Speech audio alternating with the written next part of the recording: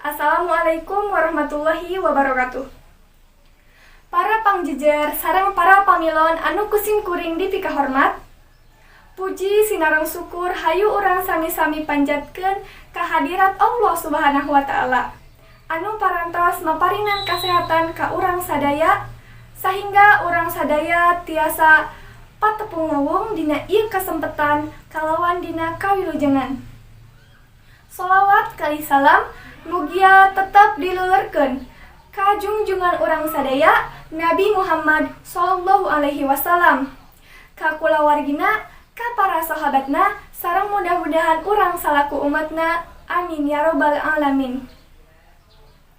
Tepangkeun wasta pun Indri Septiani, simkuring ngagem pancen janten panumbu catur.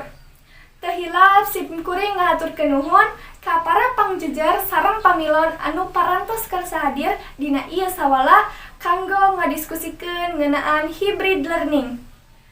Kukituna supados henteu nyangkolong kana waktos, hayu urang buka ieu sawala ku awasan basmalah sasarengan.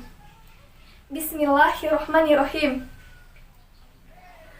Para pangjejer sareng pamilon anu kusim kuring dipihormat, sataacana urang lincak kanu acara salajengna, simkuring suja nepangkeun para pangjejer anu bade ngaduikeun kamandangna.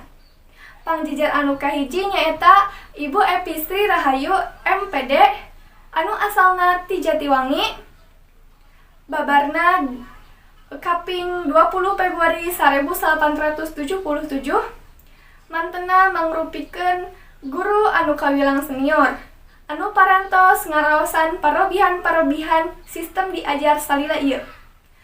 Wilujeng enjing Ibu hatur nuhun kana kasumbinganana.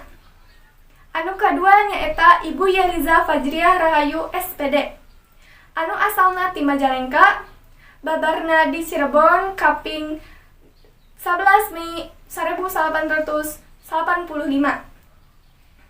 Mantena mangrupikeun guru muda anu kawilang aktif dina kagiatan-kagiatan sakola. Wilujeng enjing Ibu hatur nuhun kana kasumbinganana. Hadirin sadaya, supados urang leuwih neleman kana jejer anu bade dibahas, hayu urang regepkeun kamandang ti para pangjejer. Sumangga ka Ibu Epi Sri Rahayu MPD kanggo ngaduikeun kamandangna. Hatur nuhun ka Ibu Epi anu parantos ngaduikeun kamandangna. Saya rupina naon anu diduikeunana. Saalitna parantos muka pandangan urang ngeunaan hybrid learning. Nurutkeun mantena, hybrid learning teh nyaeta sistem diajar anu ngagabungkeun diajar tatap muka sareng diajar online. Hal ieu dilakukeun ku cara guru ngajar dua kelompok murid, aya anu diajar offline, aya oge anu diajar online. Kumargi kitu hayu urang lajengkeun ieu sawala. Anu salajengna ka Ibu Yeliza Fajriah Rahayu SPD dihaturanan kanggo ngaduikeun kamandangna. Hatur nuhun ka Ibu Yeliza anu parantos ngaduikeun kamandangna. Nurutkeun mantena, hybrid learning teh ngagaduhan kaleuwihan sareng kakurangan. Kaleuwihana siswa tiasa deui sosialisasi sareng rerencangan oge sareng guru. Ari kakuranganana nyaeta hybrid learning teh tiasa jadi potensi anu langkung ageng ku nyebarna COVID-19. Kulantaran waktos anu sakedik, simkuring bade ngawatesan kanggo pamilon anu bade tumaros ngan ukur kanggo saurang. Dina ngadugikeun patarosanana, acungkeun heula pandangan, sebatkeun nami teu kenging ngogorowokan.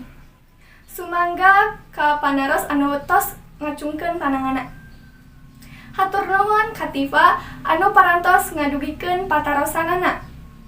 Patarosana kirang langkung ngeunaan hal-hal naon bae anu kedah disiapkeun kanggo ngalaksanakeun hybrid learning ieu supados kamungkinan anu goreng teh tiasa diminimalkeun. Sumangga ka Ibu Epi Sri Rahayu MPD kanggo ngawaler patarosanana. Hatur nuhun ka Ibu Epi anu parantos ngawaler patarosana. Eusi walerana nyaeta urang salaku siswa kedah nurut kana protokol kesehatan. Sakola oge kedah nyediakeun fasilitas kesehatan kanggo siswa-siswina. Tekaros acara ieu parantos rengse. Kukituna hayu urang tutup we ieu acara teh ku awasan hamdalah sasarengan. Alhamdulillahirabbil alamin. Simkuring salaku panumbu catur sareng sapakanca neda dihapunten anu kasuhun upami aya cariosan-cariosan bawa paripaos anu kirang merenah kasadayana. Hatur nuhun kana perhatosan ti sadayana. Wassalamualaikum warahmatullahi wabarakatuh.